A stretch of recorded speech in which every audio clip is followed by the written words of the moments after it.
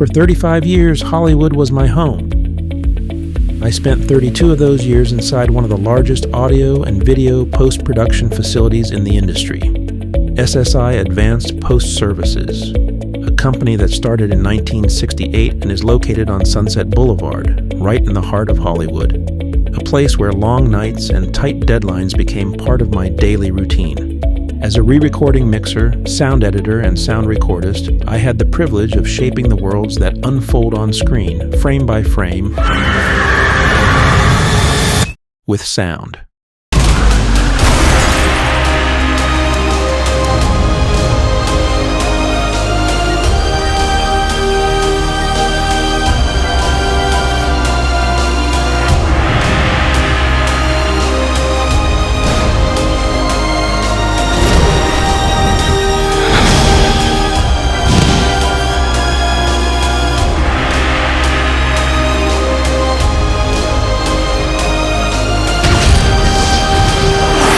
Punch it.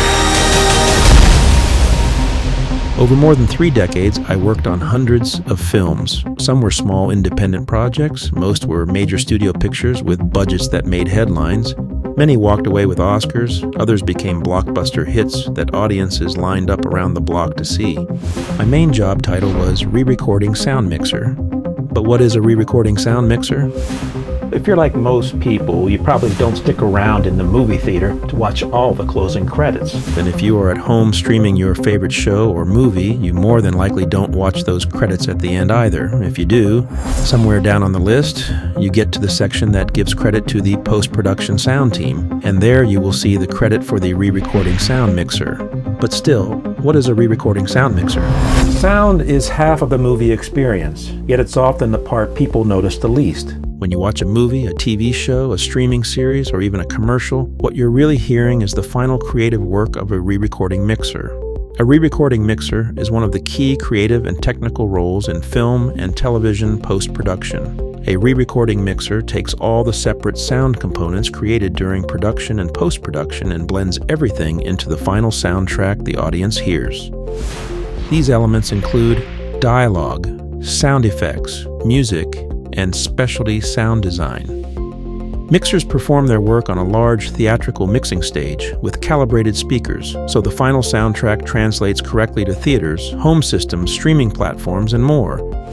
Re-recording mixers collaborate closely with directors, producers, sound supervisors, picture editors, and music composers. Sound doesn't begin in the mixing room, it begins on set during filming. Production sound mixers and boom operators record dialogue and natural sound while the cameras are rolling. But recording clean audio on a film set is often very difficult. There are constant challenges: traffic and airplanes, wind, rain, noisy locations, camera movement, clothing rustles, actors turning away from microphones. Even when the performance is perfect, the sound may not be. That's why post-production sound exists. One of the most important tools in post-production sound is ADR, which stands for Automated Dialogue Replacement. ADR is when actors re-record their dialogue in a studio after filming. This might be done to fix noisy or unclear audio, replace lines that were changed in the script, improve emotional delivery, or adjust pacing or story clarity. The goal is to make the new dialogue sound like it was recorded on set, even though it wasn't. As a re-recording mixer, part of the job is to blend ADR seamlessly with production sound so the audience never notices the difference. If it's done right, you don't hear ADR, you just hear the story. Part of my job at SSI was to work with actors and actresses in the ADR recording process. My voiceover booth is a soundproof room just off of the mixing console where I sit. A double-walled window looks from the main mixing room into the voiceover booth. This lets me have eye contact with the talent. A talkback microphone on my mixing console lets me speak directly to the performer when needed. Often sitting behind me in an area called the producer's desk may be a sound supervisor, producer, director, or even a studio executive who may be there to listen to the performance and make any directorial decisions. Most of the time, however, I am just by myself making the decisions on the actors' performances.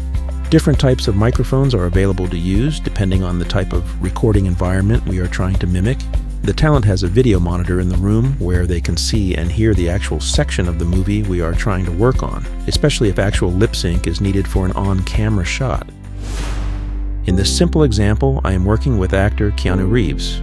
We are recording wild ADR lines that will be used in a theatrical trailer for the movie John Wick. Do you want to do it to picture? Just do it wild, right? No, we don't need to do these to picture. We're just going to do them loud. Okay. And give me a series, please. And this is going to be take one. I lost everything. That dog was a final gift from my dying wife. That dog was a final gift from my dying wife. Okay, I'm going to stop for a second. And maybe on this one, just speed it up just a little bit. And this is going to be take two. I lost everything. That dog was a final gift from my dying wife. I lost everything. That dog was a final gift from my dying wife. And this is going to be take three. I lost everything. That dog was a final gift from my dying wife. That dog was a final gift from my dying wife. That dog was a final gift from my dying wife. And that'll do it. Thank you very much. Yeah, okay. In this example, the ADR lines were not in sync and on camera, but were for dialogue to play over other visual images. They are additions or changes to existing dialogue lines from the film's script. These new lines help with getting a more precise message to the audience and help with the marketing of the movie and make it easier to understand the storyline. You have good day, sir. Daisy.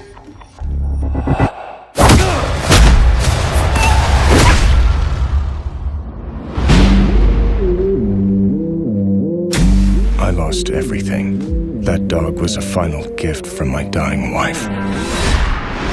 Not every sound you hear in a movie was recorded during filming. In fact, many sounds are created from scratch. This is the world of sound design and sound effects. Sound designers create explosions, creatures, futuristic technology, atmospheres like wind, rain, or city noise, and emotional textures that support the story. A re-recording mixer balances all of these elements so they support the scene without overwhelming the dialogue or music. We will take a look at two examples of how original sound effects are created. In the first example, we see how the sound for the classic blaster for the Star Wars movies was originally created.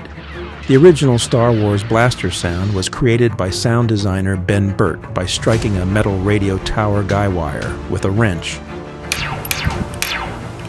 This action produced a sharp metallic ping or twang that was recorded and subsequently layered with other sounds to create the iconic resonant laser effect. The iconic T-Rex roar in Jurassic Park was crafted by sound designer Gary Rydstrom. Let's dissect this sound effect into its original element layers. The initial footsteps for the T-Rex are created using the sound of a falling redwood tree.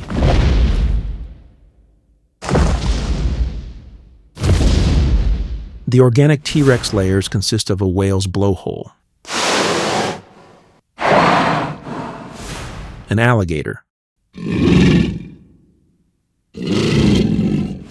a lion,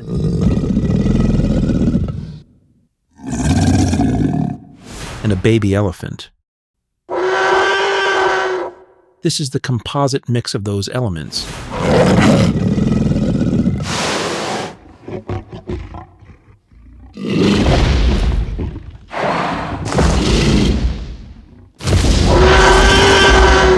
This is how it all sounds in the final mix for the movie.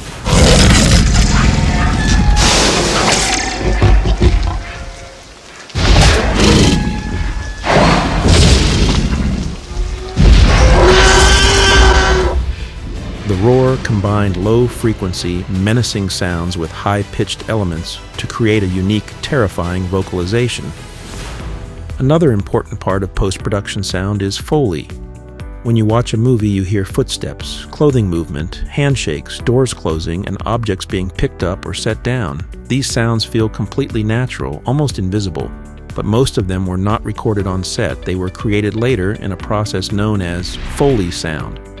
Foley is the art of recreating everyday sound effects. In a Foley stage, trained Foley artists watch the picture and perform sounds in perfect sync with the action on screen. A single Foley session may involve dozens of different surfaces. A Foley artist selects the right surface to match the environment seen on screen. Clothing movement is another major component. The subtle rustle of a jacket, the shift of denim, or the swish of a dress helps sell the physical presence of a character. Without these sounds, performances can feel flat or disconnected. Foley is performed custom-built for the picture. This gives it a more organic human quality that blends seamlessly with dialogue and music. Once recorded, Foley tracks are edited, cleaned, and delivered to the re-recording mixer. During the final mix, Foley is balanced carefully, never overpowering, never missing, supporting the story without calling attention to itself. When done well, audiences don't notice Foley at all. They simply feel immersed. Foley sound is one of the most important elements in bringing a film to life. Music plays a powerful, emotional role in storytelling. Whether it's a full orchestra, a simple piano, or electronic textures, music must work with the dialogue, not against it. A re-recording mixer shapes how music rises, falls, and interacts with the voices and sounds on screen, helping guide the audience's emotions without distracting them. All of these elements come together on the mixing stage. This is where the re-recording mixer makes creative decisions. What should be loud? What should be subtle? Where should the audience focus their attention? Mixing is storytelling with sound. When a movie is finished, the audience usually experiences it with dialogue, music, and sound effects, all blended together into a single mix. But behind the scenes, another version of the soundtrack is created, one that plays a critical role in how films are distributed around the world. This is known as an M&E soundtrack, which stands for music and effects. An M&E soundtrack contains all of the sound elements in a film except the original dialogue. It includes music, sound effects, ambience, Foley, backgrounds, and design sounds, everything needed to support the picture without spoken words. The primary purpose of an M&E is foreign language localization. When a movie is released internationally, dialogue is often dubbed into different languages. Instead of remixing the entire film from scratch, foreign dubbing teams use the M&E track and simply replace the dialogue with newly recorded performances in their local language. This allows the film to maintain the same sonic impact, pacing, and emotional intent no matter where it's released. Creating a proper M&E track requires careful planning during post-production. Dialogue must be fully removed, but all sounds connected to dialogue, such as breaths, movements, cloth rustling, and props, must still be present. If these sounds were captured on the production dialogue tracks, they need to be recreated using Foley. This is why Foley is such an essential part of building a strong M&E. The M&E must stand on its own. If you were to watch the film using only the M&E track, the story should still feel clear, dynamic, and emotionally engaging. Re-recording mixers carefully check the M&E to ensure there are no traces of original dialogue hiding beneath effects or music. In short, the M&E soundtrack is what allows a movie to travel globally while preserving the creative intent of the original mix. It's an invisible but essential element of post-production, ensuring that films can be experienced by audiences everywhere in any language. SSI, the post facility that I worked for, has 4 theatrical-sized mixing stages, 5 near-field mixing studios, 4 online video editing bays, and 2 color grading bays. I worked in Studio A. It's a near-field mixing studio. A near-field mixing studio is a sound mixing environment designed so that the audio is primarily heard from speakers placed close to the listener rather than filling a large theatrical space. This is essentially the environment built to replicate how audiences actually hear content at home. Near-field studios are typically used to mix broadcast television, streaming series, TV commercials, social media spots, home entertainment versions of films, and web content. Platforms like Netflix, Amazon Prime Video, and Hulu all require mixes that translate well to home playback systems. In simple terms, if a theatrical stage is built to sound like a movie theater, a near-field studio is built to sound like a high-end living room. It's about mixing for intimacy, clarity, and translation, not sheer scale. Most viewers don't watch content in a cinema. They watch on flat-screen TV speakers or sound bars, on laptops, on tablets, on their smartphones, and often with headphones. The 5 TV, or near-field mixing studios at SSI, are all located in a specific section of the building, each one a near duplicate of the other. My studio had the added feature of the voiceover booth, which the others did not. Each was equipped with the Euphonics S5 Fusion modular digital mixing console. The S5 can handle over 120 tracks of audio with 32 mix and submix buses and extensive surround sound monitoring up to 7.1. The mixing console looks small but is basically a large computer interface with multiple layers. Each section of hardware changes to a different section of a larger console with the push of a button. So instead of 120 separate fader modules, each 8 fader section can change to any fader module easily and take up less space in the studio. The S5 mixing console is built by Avid. Avid is also the owner of Pro Tools, the digital audio workstation that is the industry standard used for audio post-production. Pro Tools is incorporated into the mixing console and is what we use in every mix studio at SSI. This room is a 5.1 surround sound equipped studio featuring a speaker system by Genelec. Although I worked on my fair share of feature-length films and television series during my 32 years at SSI, the facility is best known throughout the industry as the post-production destination where major film studios and their marketing teams come to finish movie trailers and television commercials, the final high-impact pieces that drive the marketing campaigns for major motion pictures. Over the course of my career, I mixed the audio for more than 10,000 television commercials, home video trailers, and theatrical and social media promos created for both domestic and international releases of major motion pictures. What does that actually mean? When you go to a movie theater, you see a series of trailers before the feature begins. Previews designed to build excitement for upcoming films. The same type of promotional content appears on streaming platforms like Netflix or Amazon Prime, and TV spots for films that are coming soon or now playing. You may see these kind of spots when browsing the web or during commercial breaks on network and cable television. These are the kinds of TV spots I worked on most of the time. Some of the advertising TV campaigns that I had worked on over the years included film series such as the Die Hard franchise, Thor, Mission Impossible, Iron Man, and Star Trek. And shortly, I'll take you step by step through how one of these TV spots is created, finished, and ultimately delivered to you at home, and where my role fit into that process.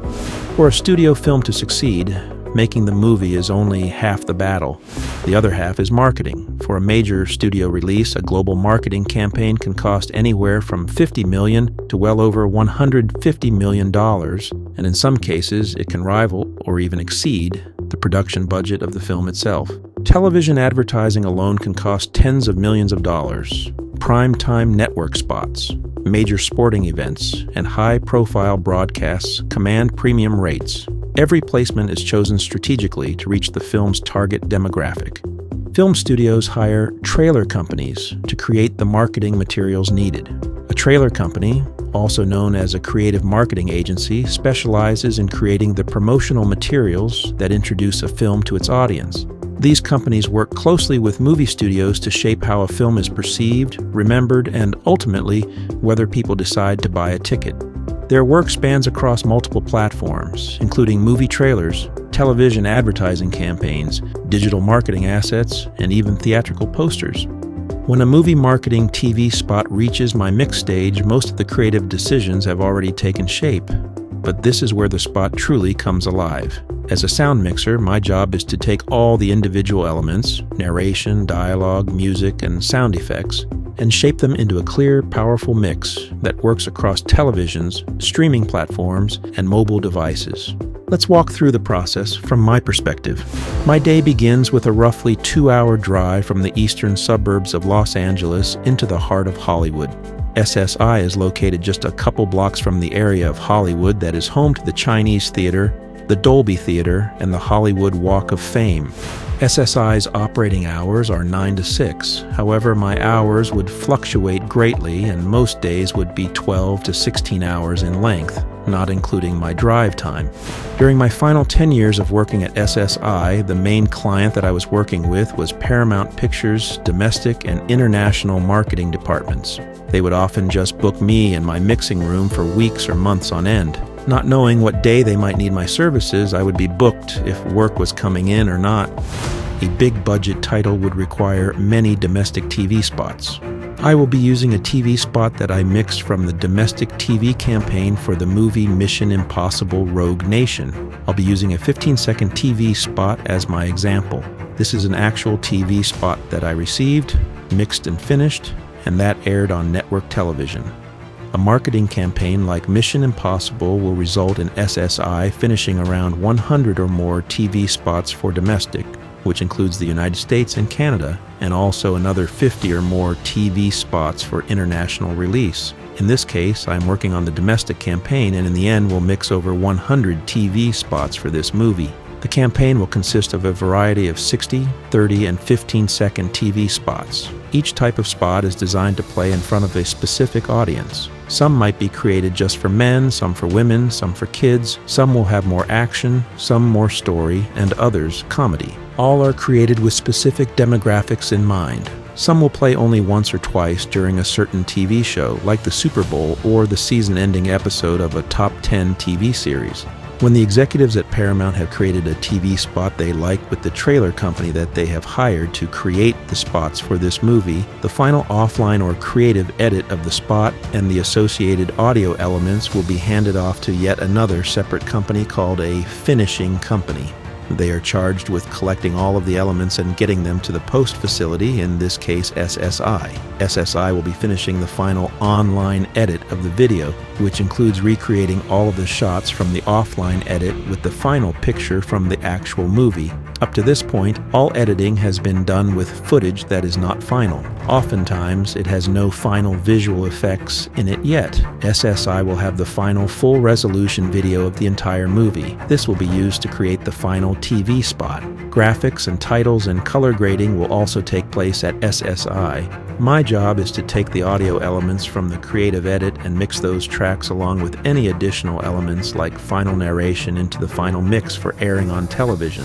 I will receive an AAF file from the finishing company. An AAF file is a standard cross-platform file format used in professional video post-production to exchange digital media and metadata such as sequences and audio between applications like Avid Media Composer, Adobe Premiere Pro, DaVinci Resolve, and Pro Tools. It keeps timelines, cuts, and audio edits intact when moving projects between video and audio editing software. This is input into my Pro Tools software along with the rough offline version of the edited video of the spot. I will then begin to organize all of the tracks in Pro Tools. Narration tracks go on top layers, followed below by dialogue, music, and then sound effects.